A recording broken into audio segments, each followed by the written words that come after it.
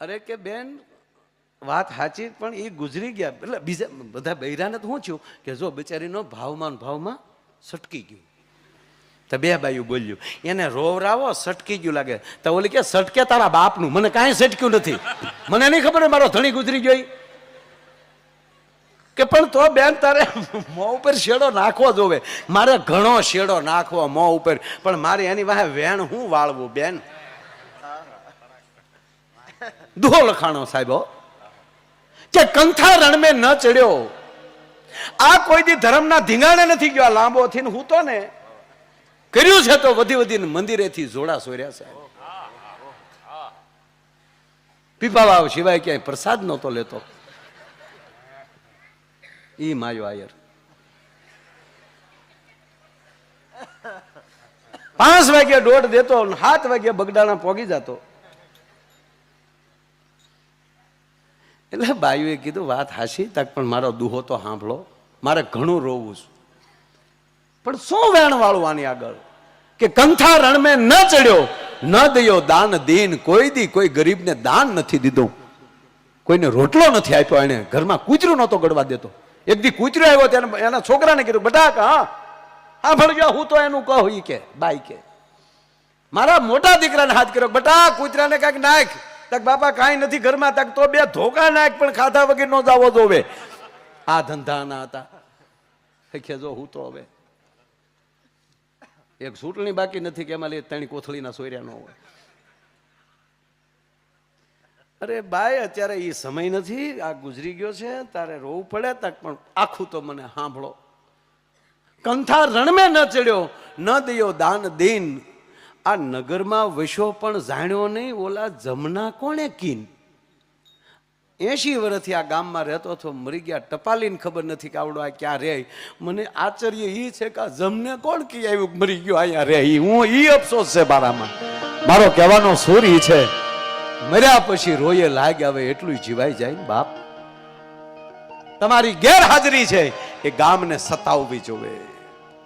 તમારી ગેરહાજરી એ પાડોશીને ખાલીપો દેખાડવી જોવે. તમારી ગેરહાજરી કહેવા ગયો અમુક કાર્યક્રમમાં તમારો ખાલીપો દેખાવો જોવે કે આજ અમારા ગામમાં કથા ફલાણા ભાઈ એવી સેવા કરતા.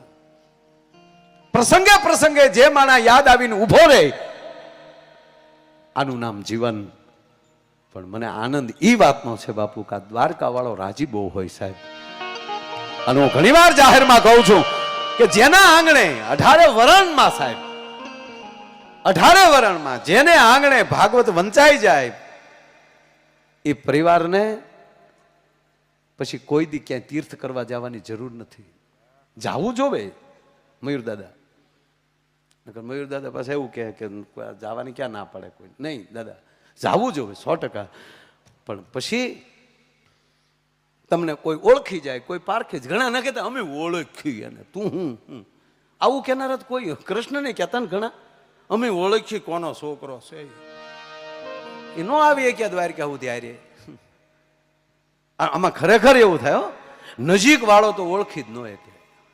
દાખલા તરીકે દેવકામાં તમે રામાપીરનું આખ્યાન રમાડો અને કદાચ વાલાભાઈ રામાપીર થાય, નહીં પોલીસ છે, તમે પીર જ રામાપીર જ છો, અવતાર જ છો. પોલીસ એટલે શું યાર, રામાપીર તો ભાલો રાખતા ને તમે તો રાખો ભડાકો. પણ વાત બહુ સરળતાથી સમજાય માટે કહું કે દાખલા તરીકે તમારા જ ગામ આપણે વાલાભાઈનો દીકરો એ રામાપીરનું પાત્ર લઈને અહીંયા દેવકાના સ્ટેજ ઉપર આવે. પણ હવે તમે ગામના જોવો ને અમે જોઈએ, એમાં ફરક કેટલો ખબર? તમને પેલા એમાં વાલાભાઈનો દીકરો દેખાય ને અમને ડાયરેક્ટ રામોપીર દેખાય. એમ દૂર જોનારા કૃષ્ણને પ્રેમ કરી ગયા, હારે રહેનારા આટીએ ચડી ગયા. એમાં ઓળખી ગયા નહીં તો કૃષ્ણને પરાણે ખવડાવતા. મારે એમ કહે આવજે માવારે હવારે ઢેબરું ખાવા. હું કામ? અને ઠાઈ માખણ ને ઢેબરા ખવડાવો અને જટ મોટો થાય અને જટ કંસને મારે. બાકી તો ફરિયાદો કરવા વાળા તેથી હતા. જેમ તેમ જશોદા મને ફરિયાદ કરી છે. જશોદા માએ હદ કરી નાખી. છેલ્લે રડતા રડતા જશોદાને કહેવું પડ્યું હતું કે બાયું કેચ્યું આવતો અને કાઢી મૂકું. બાપુ દેવકીને 2 વાર, એક પહેલી વાર જ્યારે પહેલા સંતાનને મારે છે ત્યારે પીડા થઈ હતી, પછી તો ટેવ પડી ગઈ હતી. અને એક છેલ્લી વાર આહુડા ક્યારે આવ્યા કે નંદે દીધેલી દીકરીને જેથી પાછી જેલમાં લાવવામાં આવી અને એનો પગ પકડીને કંસ જ્યારે ફેરવીને પથ્થર ઉપર મારવા જાય છે ત્યારે દેવકી બહુ રડ્યા. શું કામ? આજે એનું નથી મરતું, એના હાટું કોકનું મરે છે. અને સાંભળી લેજો, આપણા માટે કાંઈક કરતા હોય અને ભૂલ થાય તો વાંધો નહીં, પણ કોકે સોંપેલી જવાબદારી આવી જાય ને, એ જવાબદારીમાં મારા બાપ કોઈ દી ભૂલ ન પડવી જોઈએ. પછી કૃષ્ણ બહુ ભરે રહે. કોકે સોંપેલી જવાબદારી જેથી આનંદ આવી જાય. અને એમાંય અત્યારે યુગ 21મી સદી 23 વર્ષની થઈ ગઈ. બાપુ 21મી સદી બરોબર જવાની પકડતી જાય તેવી વર્ષની થઈ. હા, 21મી સદી. આમાં ભાગવત સાંભળવા એટલે એમાંય પૂન હોય તો જ સાંભળે કે નકર આ 21મી સદી આ મોબાઈલનો યુગ, કતરાવાનો યુગ હાલે છે ત્યારે. હા, કોઈને હક જ નથી. તમે મોબાઈલમાં જોવો તોય એકાબીજી સામું કતરાવવું, બીજે સામું એન્ટ્રી પાડવી, એકાબીજાને નીચા બનાવવા, આ યુગ હાલે છે ત્યારે. ઝુકેગા નહીં સાલા. બાપનું કપાળ ફીંડલું વળી જાય ડો. ખરેખર ઝુકેગા નહીં એ 2-3 જણા બોલી શકે બાપુ, 2-3 જણા બોલી શકે ઝુકેગા નહીં. એક સંપૂર્ણ રાષ્ટ્રને સમર્પિત થઈ ગયો છે. એક કણ પણ એમાં સ્વાર્થ નથી. એક આવો સંત એ પણ કહી શકે. બાકી પરણાયાલે તો બોલવું જ નહીં. લગ્ન થઈ જાય ને કોઈ દિનો કેવું ઝુકેગા નહીં. દાડીએ જવું પડે બાપા, સમય આવ્યો હોય. ઝુકેગા નહીં, ગોઠણિયા ભેર થઈ જતા હે, ઘોડો થતા હે.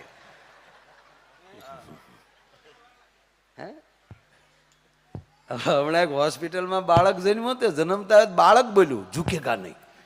જન્મતા આમ જન્મ્યો ત્રાણ. એવું છે ને કઈ ફિલ્મ મેં જોયું નથી, માફ કરજો, પણ એક પોસ્ટર જોયું હતું એનો કઈક ખંભો આમ હતો. હાદુલભાઈ બરાબર? છોકરો જન્મતા આમ કર્યો, ઝુકેગા નહીં. ડોક્ટર તો બેભાન થઈ ગયો, પણ નશુ વંડિયા સડી ગઈ. એનું કહાણી છે જે સમયે જે સારું લાગતું હોય લાગે ને બાપા, બાપુ જે સમયે જે સારું લાગતું હોય લાગે. અત્યારે આ દેવકાની આ ભૂમિમાં ભાગવતજી છે અને આજનો કાર્યક્રમ છે. આપ બધા અહીંયા બેઠા છો, હું અહીંયા બોલું છું, સારું લાગે. 15 દી પછી અહીંયા કોઈ ન હોય, એકલા હું અહીંયા ખેતરમાં આવીને જમાવું, વાગ્યા છે વધાયું, આખું ગામ કે માયા આયરનું સટકી ગયું સાહેબ. જે વસ્તુ જે સમયે સારી લાગતી હોય ત્યારે લાગે. જન્મતા વેત બાળક રડે તો જ સારો લાગે.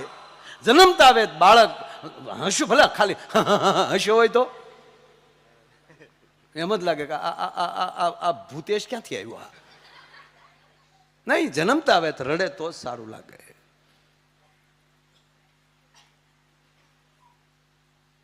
આ તો બોલ્યો ઝુકેગા નહીં. સંશોધન કર્યું દાદા, સંશોધન કર્યું ત્યારે જાણવા મળ્યું કે આ છોકરો પેટમાં હતો ને ત્યારે એની માએ 45 વાર પુષ્પા જોયું હતું.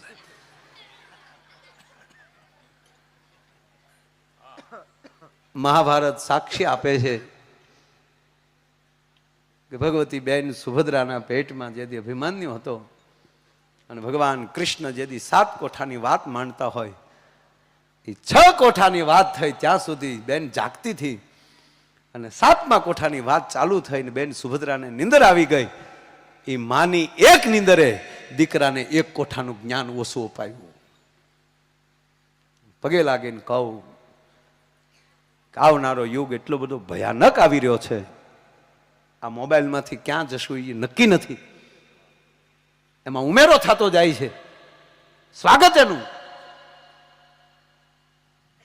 પણ આપણી હવાર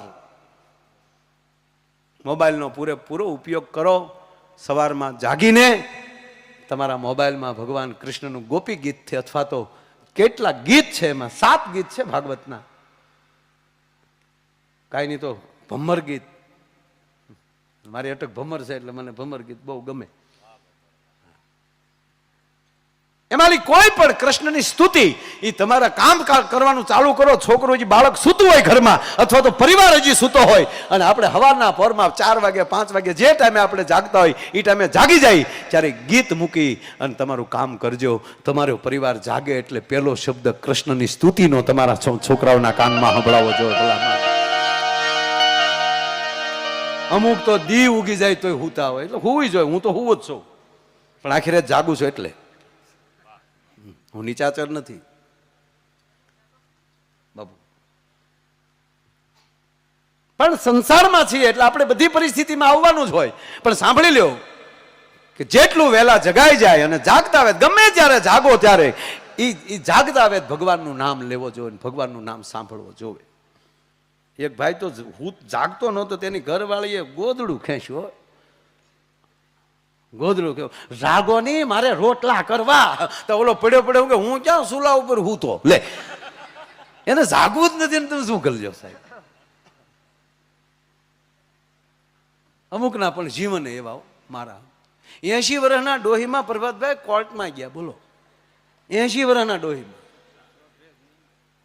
હા ભલે 80 વર્ષના ડોહી હજી પૂરું ન થયું તો હું કામ તું દાંત કાઢે?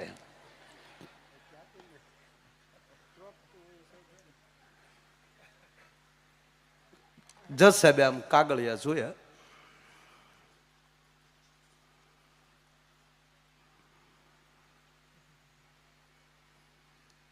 કાગળ સામું જોયું, ડોશી સામું જોયું. મારી આ તમારા કાગળિયા છે? મારા નથી તો હું તારા છે કે પણ માં છૂટાછેડાના છે. એટલે માં એ મારા છે, એમાં જો મારો ફોટો ફોટાડેલો છે, બીજું પાનું તો ફેરાય. મારી સામે હું જોશો, ખીખી કરાશો, ભૂંડો લાગે.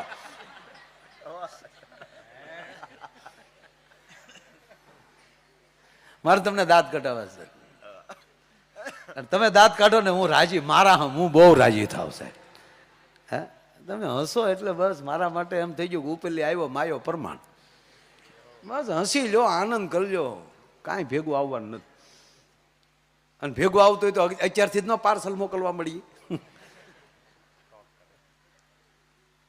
જજ સાહેબ કે પણ માં એ મામાનો દીકરા સામા મારા જ કાગળિયા છે, મારે છૂટા છેડા જોવે છે, મારે ઈ ભાભા હજે પહોંચ નહીં થાય.